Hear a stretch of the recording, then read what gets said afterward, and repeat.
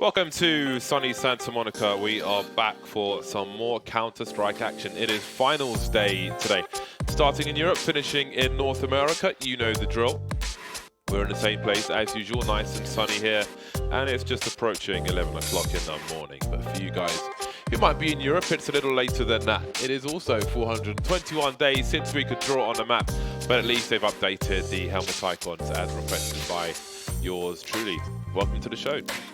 There's a clock, 421. Tomorrow it'll be 422. I'm joined by Dan, and for the last time this week, Valens. How's your week been so far? It's been really fun. A lot of quick matches. Yeah. I see something competitive today. Hopefully, yeah. We've had a lot of 2-0s. Maybe we'll see bigger challenges now that we have reached the finals. And where are these finals leading to? They're leading to Arlington, Texas. They're leading to the grand finals of Season 8 in late November. The dying days of November and the first day of December. ECS.FACEIT.com is where you can find the information. If you can make it down there, get some tickets. All the information is on the website. And today, we're going to find out two more of the teams who will be making it to the final. Once again, one from Europe and one from North America. And we start in Europe. Let's have a look at the bracket and see how things have been shaping up. Astralis at the top have been storming through, as you might expect. Mix did take them to the brink on the first map. It wasn't overtime. Worth noting, Mix have been causing people a lot of problems from week to week, but Astralis will keep a clean sheet as they make it to the finals to face Big, who took out Tricked in stonking fashion yesterday and beat North in the first part of the bracket, the quarterfinals on Monday as well. So this is your European matchup, your European final. Astralis versus Big. It's really hard not to say the word big. When you commentate big matches, you realize how much you say big, because I want to say it's going to be a big challenge for them. And I'm really not trying to pun, but the word big is just kind of useful when you're a commentator, but there we go. Large. What do you think the chances are? If it was anyone else, James, if it was anybody else, I could maybe make a position for them. But I mean, okay, to be fair, like if they get the right maps, and they have the performances they had yesterday, Tabson, Smuya, and Santaras specifically are playing well, there's always a chance, I guess. But there isn't. You're a non-believer. There isn't really a chance. Dan's a non-believer. What about you, chance. Valens? Yeah, I think Astralis is coming back into form. I mean, you can't really stop them at this point. It is online, so anything could happen. But I mean, come on. It's Astralis, guys. Okay, well, we will get into the predictions then a little later on, but first we can look at the veto and see where these teams will be playing. Dan wants the best maps possible for Big and the best performances possible for them to merely have a chance. It will start on Nuke, it will finish on Train with Dust 2 in the middle, and maybe it'll finish on Dust 2. Who knows? Time will tell. Dust 2 being a common occurrence this week. We're seeing a fair amount of Nuke as well, which is pretty cool. These have become more popular. Vertigo is still getting auto-vetoed at present. So Nuke, Dust 2 and Train. Are these the right maps, Dan? Well, there's Dust 2, I suppose. I think Train is a good map for Big as well, but the issue is getting to Train. I'm not sure I'm too confident. I think it's fair to say that Astralis or Nuke are going to be pretty dominating. We saw a lot of leaks from Big's opponents yesterday on Dust 2 from Tricked. So I'm really curious if that was a bit of Trick's not playing great that allowed Big to play so well, or if Big are actually genuinely feeling it on Dust 2 right now. Okay. Well, I suppose we can get into predictions. Again, I'm always going to pick Astralis at this point. I don't know that there's a team I'd pick Astralis against. I mean, you know what I mean? Yeah. I think I'm always picking them right now until they give me a reason to, and they're not really very good at doing that, which is not something I'm complaining about. I'll do the second star. I love me some Astralis. It's 2 stars technically, so you're the 3rd and 4th star. You know, if we want to be pedantic. This is true. I mean, let's get the arguing going right now, right? Let's just begin the trolling. Why wait till later? Get it out of the way. Why wait till later? Let's just make things difficult for each other immediately. Valens, are you going to pick Astralis? Yes. All right, now let's see how loyal Sliggy is to Smuya. Where are you going to go with this one? I'm always loyal. I'm going for Big. He's always loyal, except when he's not. Come on, Sliggy, you're not often wrong, man. Come on, dude. I'm shocked. This is madness. This is madness, Sliggy. This is madness, but there we go. As long as the madness is over there, not over here, everything's fine. Now, what do the people think? I'm expecting big numbers for the Danes. For me, they are the best team in the world. So it should be 75% plus, I think. 64%. Okay, there's a lack of faith there. This is really weird. I thought they'd have a lot more than that, but hey, maybe people are believing in these big performances. Maybe I'm underestimating them. I do find that quite shocking because if it was during the slump phase that Astralis had, okay, sure, I think that makes sense. But now they're looking really good, and Big have been. I mean, they have generally been struggling. I mean, there's some good performances online, but it's online is online, and they've shown inconsistency too, even online. So. That's a curious one. But what about the Pinnacle odds? What do the boys and girls and emotional support chihuahuas in the Pinnacle office, what do they think about these odds? It will be a solid 1.2 for Astralis. So you can see these are the kind of odds. This is the 75% plus I'm talking about. Big numbers for Big. See, it's I can't say large numbers for Big. You can say like large, huge, enormous. What's a good? Enormous is bigger than Big though. So you got to be careful with enormous. Humongous. Humongous is like an enormous tier. Grand. Grand. You have to construct the sentence in a particular way. For grand. I do want to say, obviously, Big is here for a reason, right? They made it to the finals, so form is super important when you take it into account of a small amount of time. So maybe they have the confidence to give Astralis a challenge. That being said, they're not going to win. They're probably not going to win. It's hard to find a large challenge, but it's hard to find it. Maybe because it doesn't exist. What? Hard to find what? Hope. Oh, hope. Wow. That's bleak. I don't mind a bit of bleakness, to be honest. I don't mind a bit of bleakness. So I'm down with that.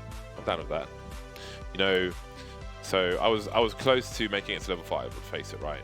Then we lost like 4 games. Yesterday I went back to level 3 for 1 game. But then I went back to level 4 again. We played Overpass twice. We lost 17-19.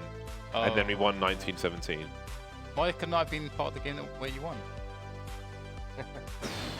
Well, Dan. Well, you decided to leave. Yeah. You left. That would be why. You stopped playing. Guess you guys might have lost again, though. We might have. Yeah, we're working on our T sides of Overpass. Siggy wants us to rush every round. I want to default, but we gotta work on it to figure out like the timing. It's hard to like progress towards A and push people back with the right amount of time, because you need coordination to, like, if people put a smoke up around party, that really kills a lot of your time to deal with that, see if somebody's around the area while keeping an eye along as well, so that kind of ruins stuff, but we're working on it. I think we played Overpass almost, I think it might have been 3 games in a row yesterday. I don't know, but yeah, that was cool. We play Overpass tonight. It was good. My open team. Oh really? Yeah. So how are you doing with your open team? Who are you playing with? I'm playing with a couple of guys. A friend, secret agent, who's been around for a while. Okay. A couple other guys that are kind of up and coming, trying to help the scene grow a little bit. That's my goal this season. Nice. We're owning this season, but it is open. So are you? What kind of general position do you play? Do you play like sniper, lurker? not sniper for sure. I'm the IGL, and usually I'm with the pack. So with the trio, usually have like a pack on T side. Okay. And the 2 lurkers are the more experienced players. But I have to be with the pack because otherwise you can't really call the shots as well. Okay. Unless you're happy. Yeah. He hasn't been around. That's much. interesting. I think that's interesting what you say about the lurkers that are players with more experience, because again I think you can kind of look at Cloud9 before they were making their roster and have conversations about that, about having like a general understanding for the pace of the game and being left to make a decision on when to make a play or when to just walk into a site or something, or so that's pretty cool. It's a little off topic, I suppose. We're just waiting for the players to connect to the server at the moment. There was a little server change. But all those things are interesting. In terms of Cloud9, actually, I mean, how familiar are you with Sub Rosa? I haven't talked to him much, but I've seen him play over the years a lot for sure. Back from when he was in CLG, and I think he left to go play with some friends in Canada, which I'm not sure what that was about exactly. Maybe he just didn't find the same level of excitement playing pro yet. Yeah, and then in Ghost, actually, I thought he did pretty well with Kenny Kusta. So I think he's definitely one of those guys that I think needs like a certain type of team around him to bring the best out of him. But I think he has potential for sure. Okay, that's pretty cool. It's interesting, the Cloud9 journey. It's like scientifically interesting for me, just as an experiment because at this stage in Counter-Strike, I think you're not seeing many teams with that much backing, if you will, kind of create something basically from scratch, like around one player is basically from scratch, the same thing. But seeing how that journey develops, and because I think it's different if you keep like 3 players and change 2, you know, you still need a few months, but I feel like you need a longer time to build from absolutely nothing. So it's kind of curious, like to see as a case study what it means to start from scratch if you have like money, resources, and so on. So it's interesting to watch that one develop. So what else has been going on? Do we have that? Do we have the tweet ready? Production. There was a tweet. Can we have a look at that? Yeah. All right. So one of my Kriegs is called Freddy Krueger, right? And since it's Halloween and the Krieg is an issue at the moment, I put a tweet out saying that we should artists should make some Freddy Krueger art. And this chap from Massachusetts did a very great job. I wasn't expecting, awesome. like the first reply I got was someone who just photoshopped a Krieg onto Freddy Krueger, and then this guy just went in.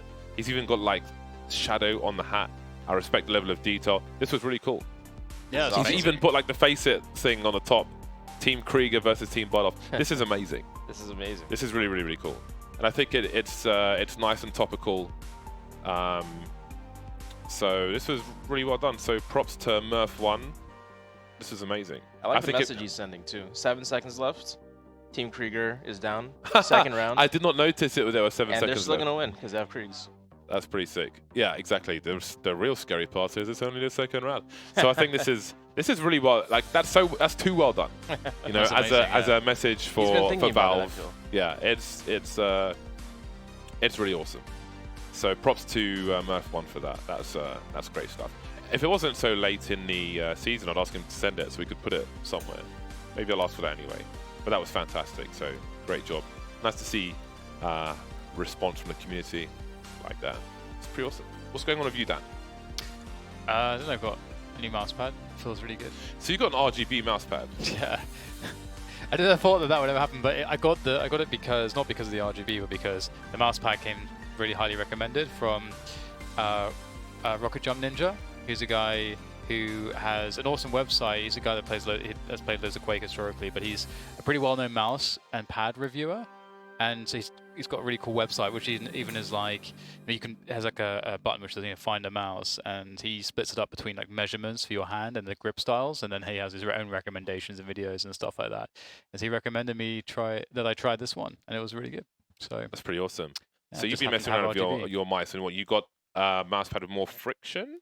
There's more friction, yeah. But I'm actually wondering about this because I was a fan of low friction, and especially if you're a wrist player, it's you're making kind of minute movements, and so the start speed and stop speed is really important. So for example, it takes a lot of energy, like more energy, to move the mouse when it's at a dead stop because there's more friction than it is when you're moving the mouse when it's already in motion. Then it's like much easier, which is I think sometimes why people kind of like don't shake on angles as well as kind of refreshing yourself. So I'm wondering about that because there's less weight with the mouse because my mouse is 50 grams, which is nothing. I would imagine you'd want less friction. But it seems to be the opposite way for me, so I don't know. Okay. So yeah, I'm just experimenting with a lot right now. Too strong, Dan. Yeah, too strong. What do you use? Do you use low friction, what high type friction? of I still use the QCK Heavy, which is, I mean, I don't know if that's considered lower or higher friction, but it's been used for like years and years now. Yeah, that's like 15 years that's been around. Yeah.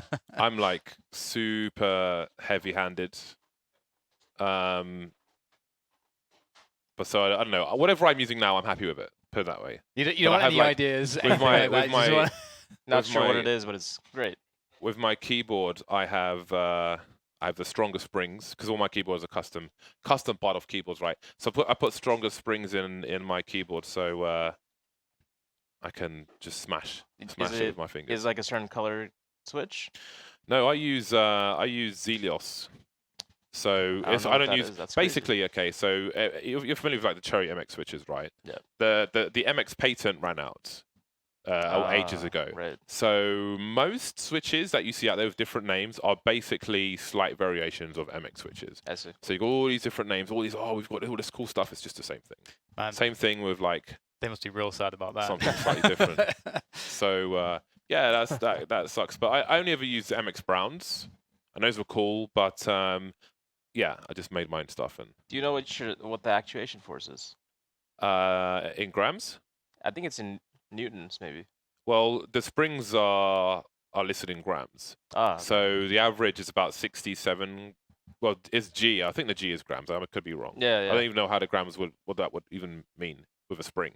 But anyway, Yeah. 67 G. But I use 78 G for most of my keyboards. So that's the more extreme. It's very cushiony. So I use 78 G for the most part. I think generally you talk about pressure like in that way with like it can often be like the amount of weights, right? I don't know.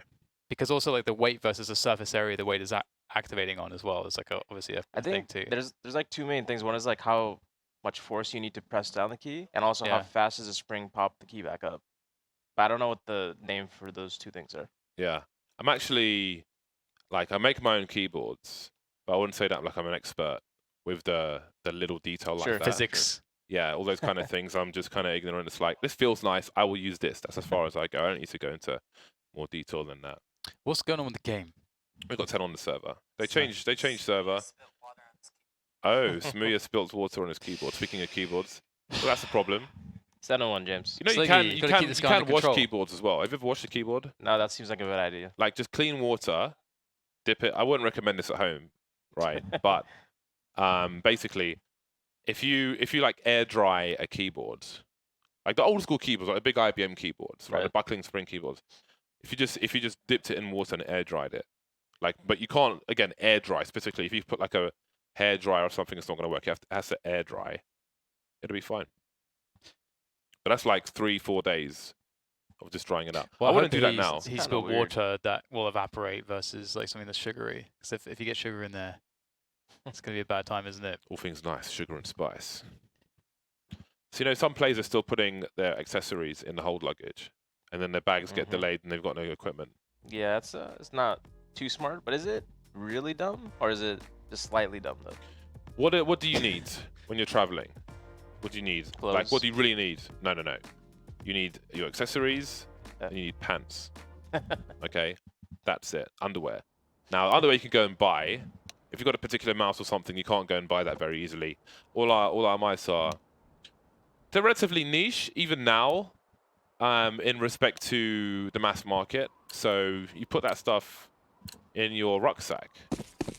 Not your pants, but I mean, if you need pants, you go and buy some pants, right? Just wherever you are. I learned the lesson the hard way as well. Like, always bring a spare mouse to LAN. Always. I thought you were gonna say I learned the hard way. You need to bring pants.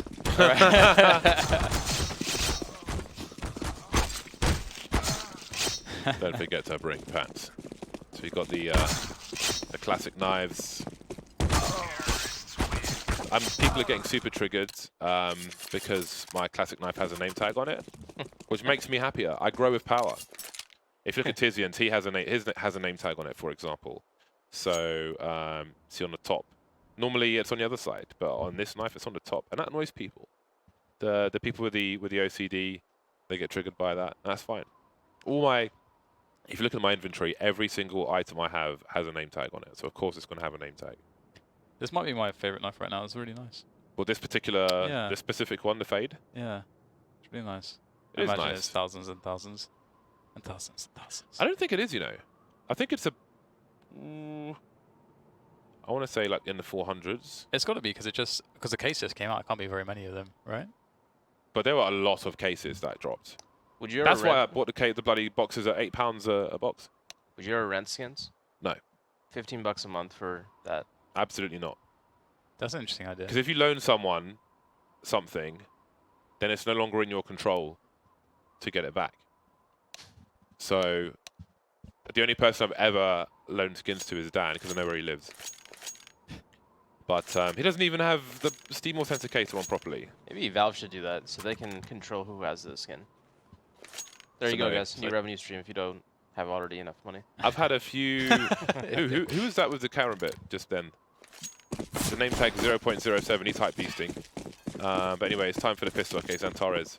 Yeah, I've had a few players ask if they could borrow skins. Like, go buy a skin, man. The salaries you got. Some players who aren't really active right now look dodgy when it comes to that kind of thing. But anyway, Big holding down the ramp. There's a pop flash. We've got 3 players here. Smuya will distract Magisk, he will fall elsewhere. Big need to start off on the right foot on the CT side of Nuke versus a team like Astralis. There's Glaive out in the main position. Then it was Dupree and Device. Now, there are 3 players. 2 of these players have been headshots, so there is damage to be done here. This can still turn around. That's a great way to start. 2 versus 5 to a 2 versus 2, and there's plenty of time on the clock. Device entertaining while Dupree rotates the bomb. Yeah, this really sucks for Nex, doesn't it? 9 HP, 1 bullet, and he's dead. And they're sticking together more or less, so yeah, it's not going to work out for him. Old 1-0 star for Astralis on the T side. Seen some good T sides and some bad CT sides recently on this map, so hopefully for Big, they will have a strong response eventually when they get some money. But it is Astralis, and I'm really curious to see what T-side Astralis are going to show us here today. You see how Device backed up there before he takes the second shot? I wonder how much do players actually think about putting the angles in their favor mid-battle? The right eye peek backing up. Probably not much, subconscious, but still, here we go, upper up. Good stuff. Tizian definitely has some great aim on it, but the kills will be coming through eventually for Astralis, and Zantaris will make his way up towards Heaven. Flash goes out. Will that be affected? The second one as well. I think it will miss all the players. I think they expected some behind the silos, but they have fallen back towards the hut. Another headshot with the Eagle coming through. Zantaris trying to spin around, trying to find a way to adjust to this chaotic situation. And we do have a very tough situation on our hands. 12 HP on Zantaris. Okay, well, if he finds his way out of this one, I don't know what to say. Device is ready and waiting, and he'll manage to take him down. Zantaris always looking dangerous. He is, that's good, that's what you want to see. I just want to say, for the pistol round, when it's a 2 versus 5 like that, people, I think people at home will be like, oh my god, they threw it around their crap. It's not really, like, that's the nature of a pistol round, especially when you've got 2 guys who've been headshot and they're like on 10 HP. It is by no means is it over. No one has a helmet. Everybody can get popped. Pistol rounds are high variance, especially on a map such as Nuke. You don't have all the necessary angles in every situation to clean up, so that kind of thing can happen. Also has some really sick aimers on Big.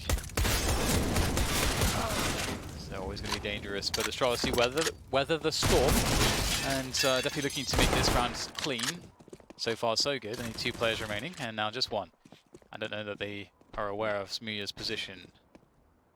Their current movement would suggest that they are not. And Smuya might be in a good spot to get a kill here, which would be nice for Big. Oh, I love how aware guess they do Apex know. is. That was a pretty good nade. Creek party begins. Now it's time to save the Creek. Actually a huge win if he's able to do it. I don't know that he will be able to. They are hunting him, and they're coming from both sides too, so might be difficult for him. Okay, well, Magisk doesn't see him in time. There's a bomb not planted yet. They were giving themselves more time to hunt him down, I guess. It's a dangerous hunt, though. It is quite It's a dangerous hunt, man. Yeah. So many corners. Yeah, he doesn't want to risk losing the weapon. So he will fall back. Again, the water under this glass is coolant for expired nuclear rods. Once they are no longer of purpose for a power station or something, they get put in coolant like this to keep them at a temperature where they can be controlled. Some trivia for you guys. And also the water helps to contain the radiation. That true. That too. Yeah. I think it does it as like a really significant amount of containment of radiation. Yeah, it's really cold.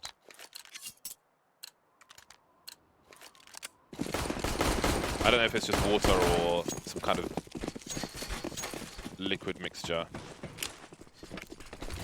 Different liquids have different freezing temperatures. Next, trying to stop a play into the vent, unable to do so.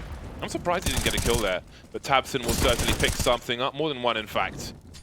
Device and Zipex remain. War of attrition in round number 4. So far it goes the way of Big. They know one player is in the lower area, so maybe Defect needs to play off of Device. Smia swinging wide of the USP, knows he's low. Device wasn't in position to help. Does he check the CT vent? He does. Tabson gets absolutely wrecked. Still 2 players that are a question mark though. There's a flank from the Hut. Antares running distraction, and Device will surely moonwalk into his doom. Oh no, there's been a swing into the squeaky position. Last seen in Hut, rotating now is Device. 2 players were coming through from main. Smear's got the angle on the squeaky door, and 3 players will survive for Big. There are Kriegs if they want them. I love the idea about dropping the smoke and just instant rotating. If Big don't have the presence of mind to have anybody on that position, Device gets out, and he has a spot where he can do lots of damage. But there's money still to fight back with. But given the fact that the second round was so devastating in terms of the economic damage that was accrued by Astralis, after this buy, that's it. That's a wrap. So they need to Astralis must make this one count. Otherwise, they let Big start to take momentum. Magisk on the UMP.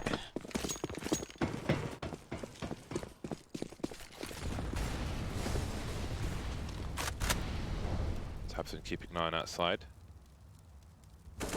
Molly on the silo. You can HE that position from inside of A in the rafters.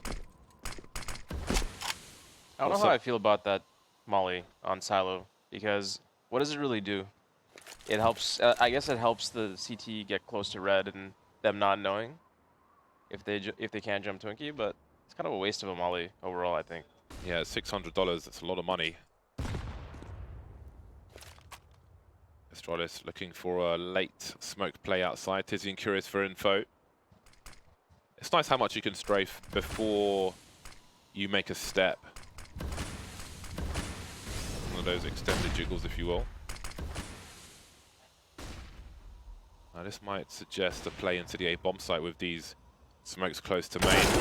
Tabson isolated by the smoke grenades, won't win his duel. Clave gets his bell rung. The patience continues. Magisk up close to the UMP. Make it a 5 versus 3. Big are in trouble on the A bomb site. They're all here though. And Astralis is still overcommitting. Being very, very careful about their advantages. Smoke up in Heart. The creep continues from Device. Smear's now blind. 1 by 1 big fall with limited response. There's the first kill from Antares, but what is left for him to do at this point? It's kind of crazy how impactful, the right-eye peaks are in this game. It's like, it's so strong. Like Magisk's fight in Hut there, you look at, I don't know who was coming towards him. I think it was, I want to say either Nex or Tizian. Doesn't really matter too much. It's Tizian, okay.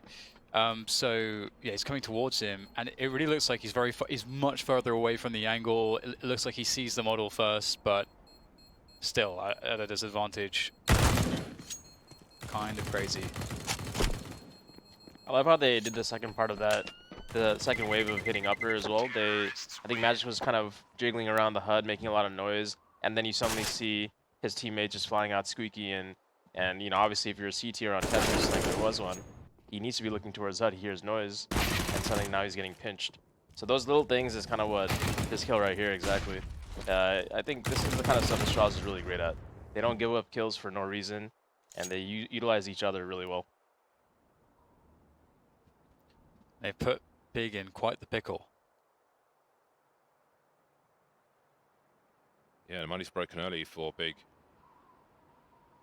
So much promise with the 5 versus 2 pistol, but now it's 1-4 in terms of score. How things can turn around so quickly.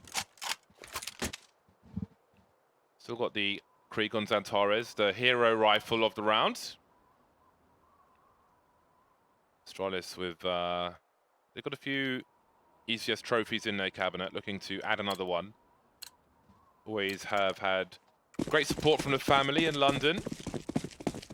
Tend to have a habit of jumping over the barriers now and storming the stage. I think it happened at the major as well. I think at this point you probably have to tell security those guys are the brothers and family, and they may start scaling things if a victory is to be had. Well, importantly here we've got Antares with the Krieg on Big. be interesting to see what they can accomplish here. Really baiting Dupree, you need to be careful. Looks like he's still going to be able to get... I don't know how he loses so little health there. Looked like he was not connecting for quite some time, but unfortunately for Big, Xantares couldn't really find value or impact at the beginning of the round, which is where you want the impact. You want it to start at the beginning when you still have teammates alive, and still have time to work with. But now Astralis have gained position on the upper bomb side. So at this point, you want to really keep this Krieg alive. Maybe get a gun for your teammate. Although Xantares will get surprised. Speaking of which, Dupree also surprised Smooth yet in turn. 5-1 for Astralis. Smooth C's for them. Yesterday we saw ATK, JT kept getting across the secret, and there Glaive did the same thing. He got down. I think he came up the vents before any of the big players even knew what was happening, and I think those are the kind of liberties we were talking about yesterday, Dan, that you can take. Just by knowing what your teammate has, he has your back, you're not going to get flanked from secret. It's great to see. I wonder if there's a certain spawn of the random spawns on the T side where you could jump throw the outside smokes immediately and rush secret. That'd be cool spawn-based strat. 4 CTs remain. Smooth will catch device hopping up over the smoke. Magisk has indeed made his way towards secret, forcing rotation from Big. They're spread thin now with 4 players. Magisk in a very forward position. Xantares not realizing that the doors were open perhaps, or wondering what's going on. Area control from Magisk. He is doing a hell of a lot on his own. His team are behind him now. He's taken so much position. There could be a pop flash for him. He's going beyond this. He's just Wing all the way. Awkward angles, but Nex has no idea where to look, and Big are being dismantled round after round by Astralis, looking really strong on Nuke so far. So good.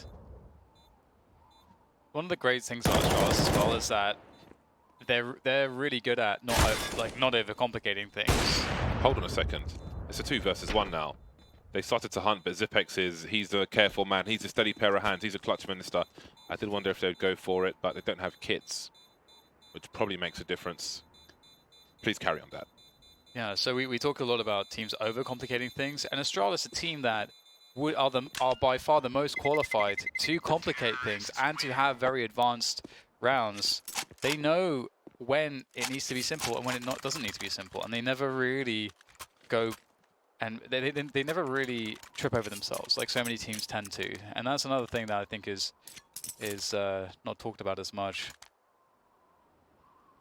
I do think the complicated part of what they do is the thinking that goes into making things simple.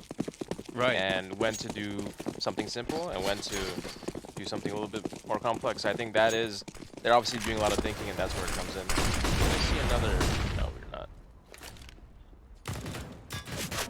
Challenge towards ramp is going to send Xantares down, so the rotation is there. He can't get the kill just yet. He's going to have one more chance, and he will get taken down without a frag, and so this round is likely just over. And I love the pacing here from Astralis, because unless you're running into a stack, if you get past that one choke point, you're going to get the bomb down. And once you get the bomb down in a round like this, the likelihood of the other team having any answer for you is, it just plummets very quickly. And so I think fast plays against anti-ecos or rounds like this, where they don't have much utility or where they've only saved 1 or 2 guns, I think it's really strong. Astralis move to number 7. Again, Big probably aiming to win this one in 3. Wonder if Gobby watches the matches. I don't know what he's doing. I don't know if he's part of the organization beyond being on the bench, or what his status is. I want to see him playing though. I don't want him to see him retire, to be honest. I think he has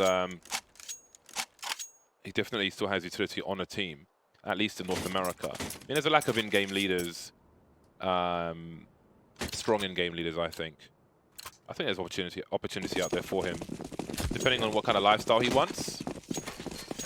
Not everybody can hack it internationally, cultural differences or just comforts at home. But anyway, Bigger back on the buy. Very fast play into Secret from the CTs on this occasion. Dupree with some KZ on the roof. Zipex will get taken out. A forward play from Xantares. Big trying to take the game to Astralis. And maybe this is an advantage they'll try to sit on. It's increased as Glaive gets taken out outside, but Device is pretty damn quick on Santares with AWP. The action continues now. Smee of a jump peek spots one of the last two players on top of Mini. Dupree's fallen off. Trying to make some flashes towards main, but I think Nex has got the angle for this. The Krieg won't be enough. That leaves Device to do what he can. He's collected a Krieg himself. Spots Nex wide. The bomb's still in T-spawn. I'm sure the big don't know this, and he has a minute on the clock, so he has a fair chance to get a 1 versus 1 here, Device. Zipx is 0 for 6, meanwhile Device 16 for 2. It's pretty mental. That is crazy.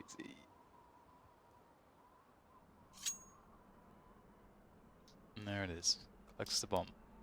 He'll walk his way all the way back to the lobby. He's enjoying the classic knife, it seems.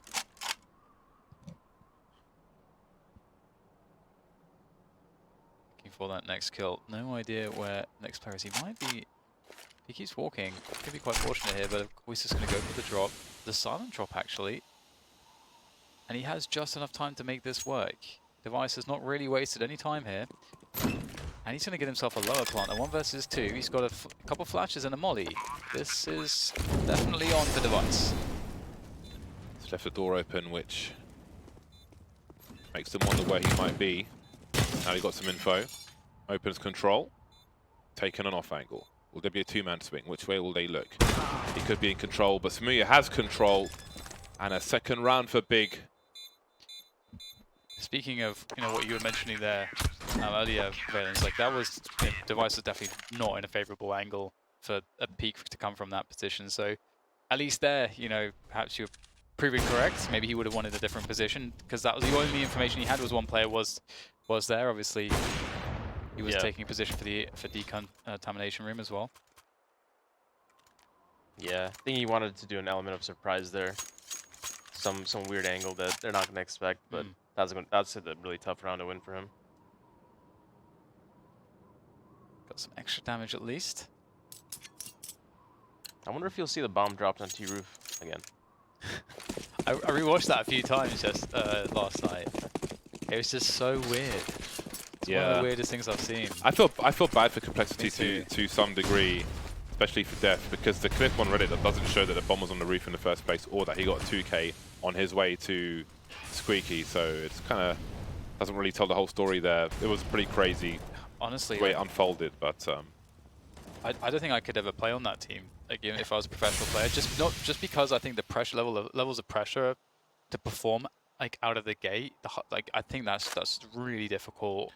I think it depends on the org you're playing for, though, because if you're playing for like an MIBR or something where they have a long history of success in recent CS:GO and a very big and vocal fan base, and then you're going to have a lot more pressure than a team who are basically rebuilding and don't have necessarily the fan base they're used to at this point. Oh.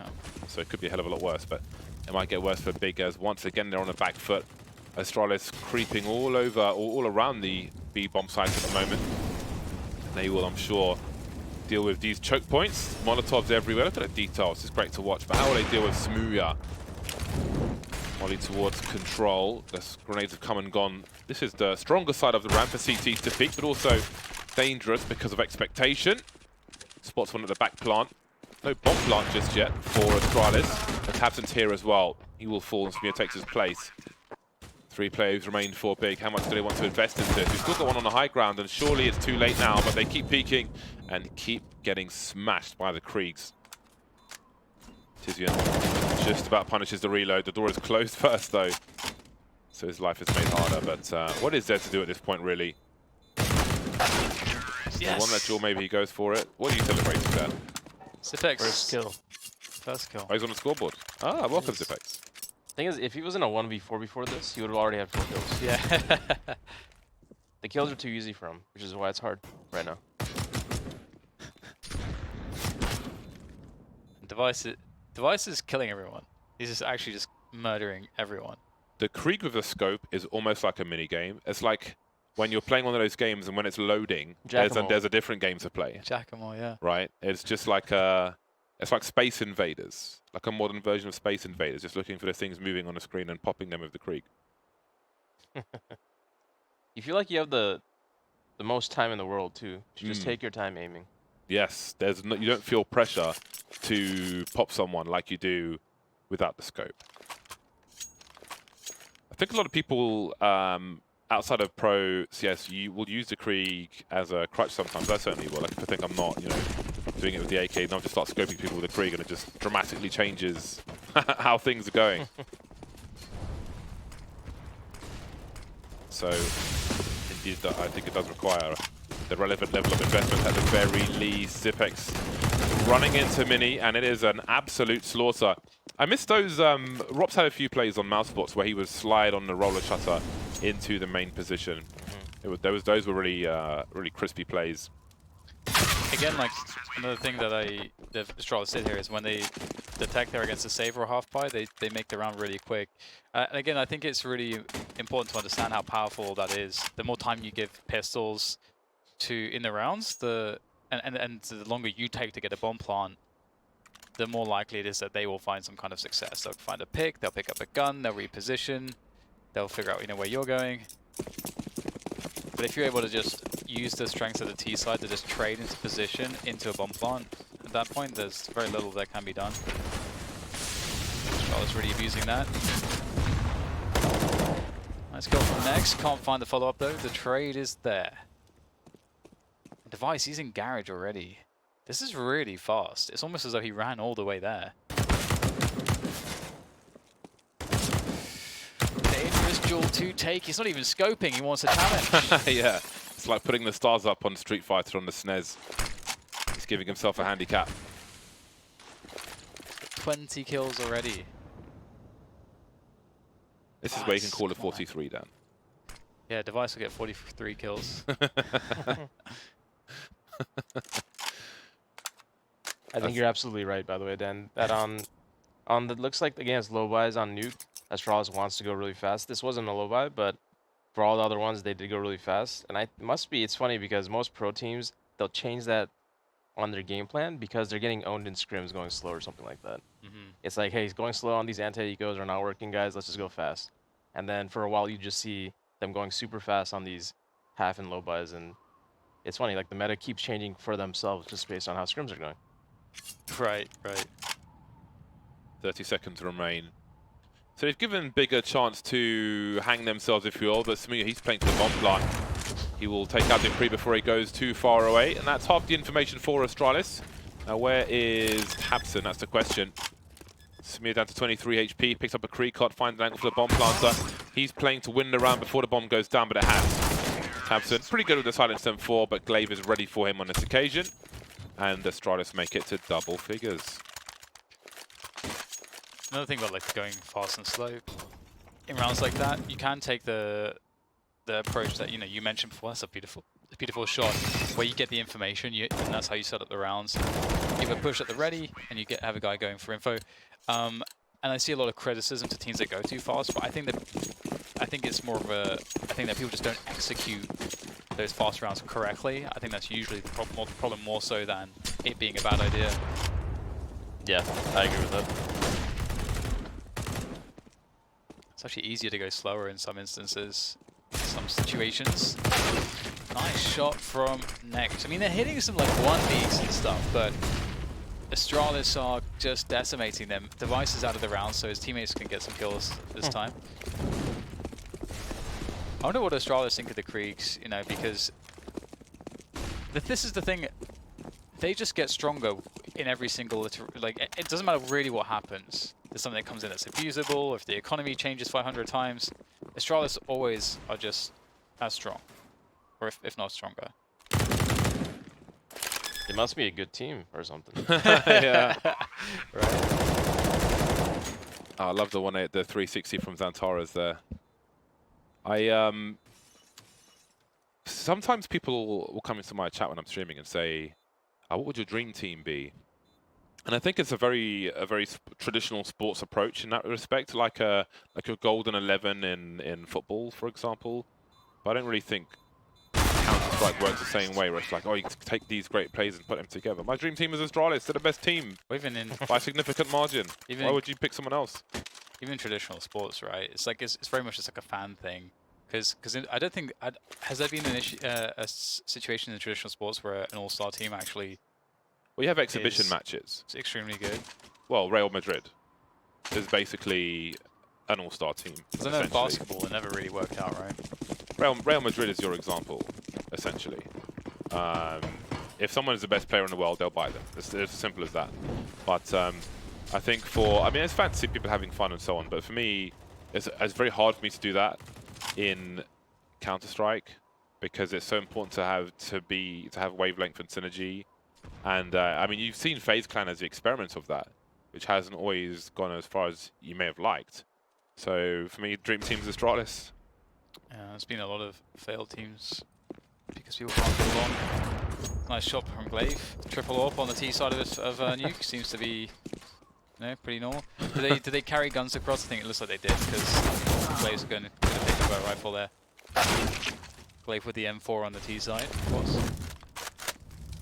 Triple AWP on Nuke. I love that because they had the money. Do you? Yeah, because if you have 3 AWPs posted up in 3 spots, if the CTs do any aggression on some of these like tight angles where they might be walk peeking or whatever it might be, they're gonna get railed, and they're not expecting to run into an AWP angle. But So when they don't peek, then what happens? and you just have a protocol. You do nothing by a certain time. You go get the guns and get some map control. Oh, did they drop AKs? Yeah, they had guns. Yeah. They had guns. Oh, okay. Well, waiting. that's right. Fair enough. Yeah, that's what I mean. Like, yeah, it's still. if your money's out of control and you got just 2 rounds left, start spending. I mean, you could just buy Kriegers instead, and you basically got a hybrid of both.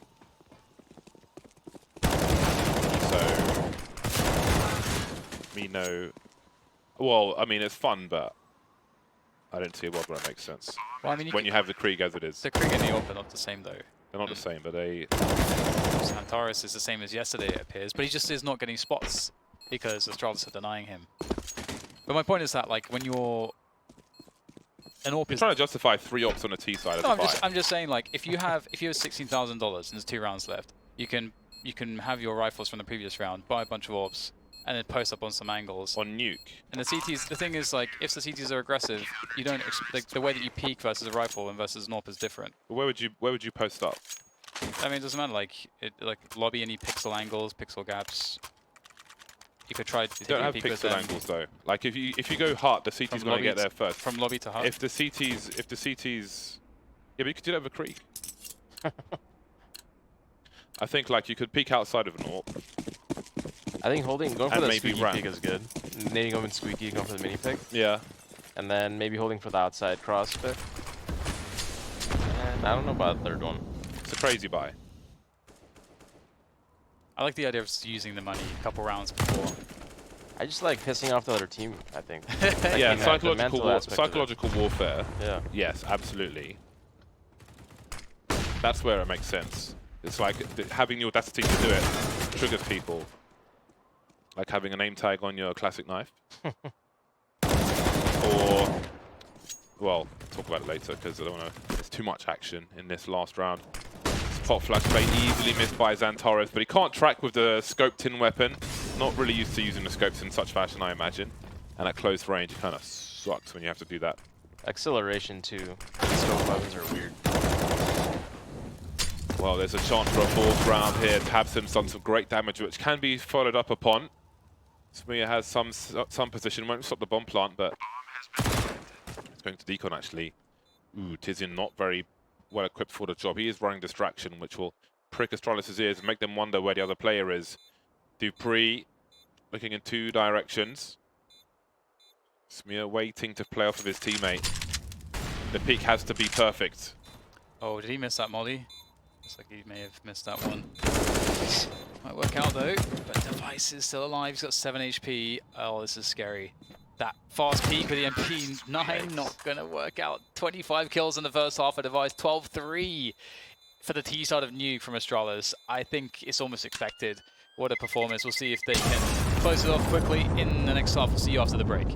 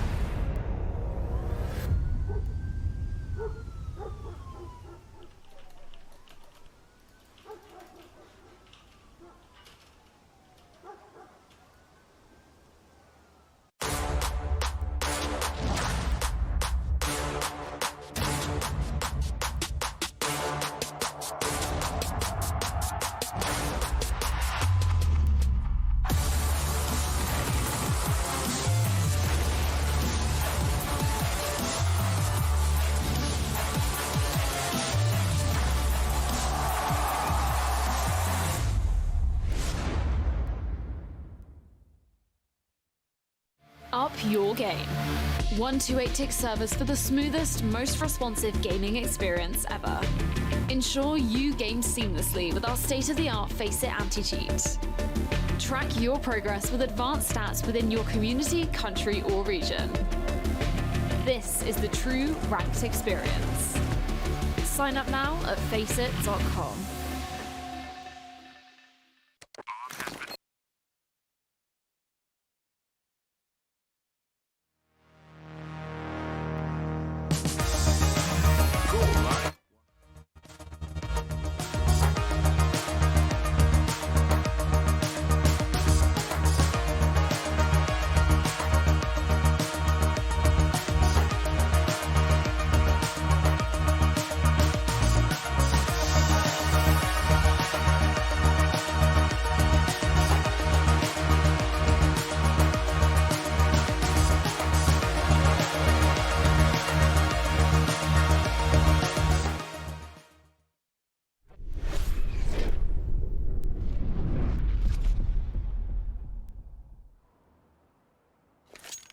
We're back. 3 rounds for Big on their CT side. Not ideal.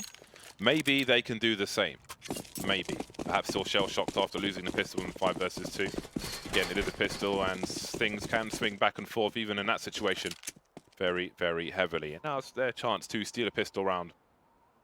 Take it by force. Tadson is the raid boss with the P250. He's got that range needed on the outside. Maybe they should have dropped 2, but they've got some plans with their utility, I do assume.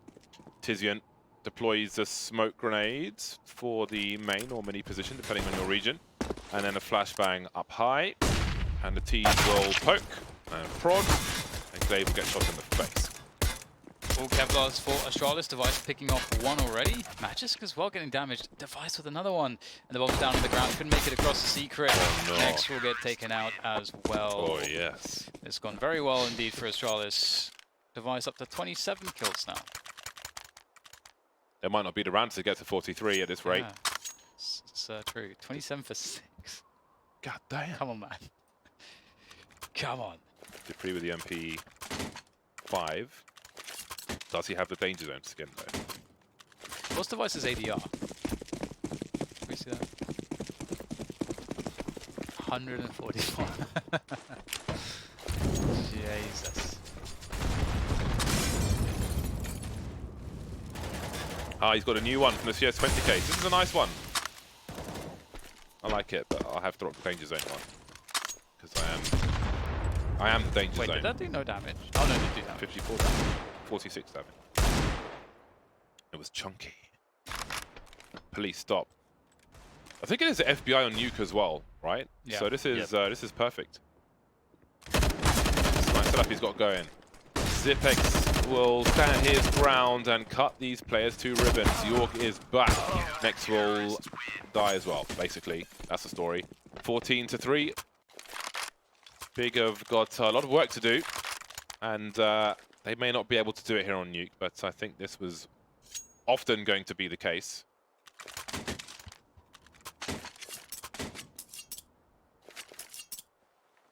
Man, can you imagine like a world where like if that like whenever that Project A game comes out, like Astralis, if there's a world, let's say, imagine that where they can play this and that game, just be the best at both games at once. I bet that would be possible.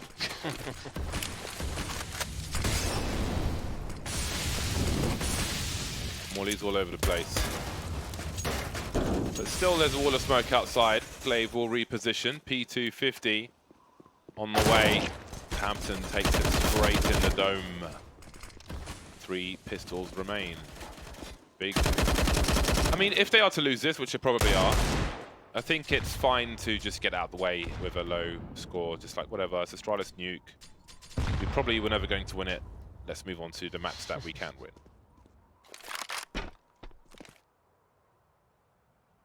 It is interesting what coaches would say in this moment on Big side, because it is. I was never the coach or the type of coach where I would do fake confidence.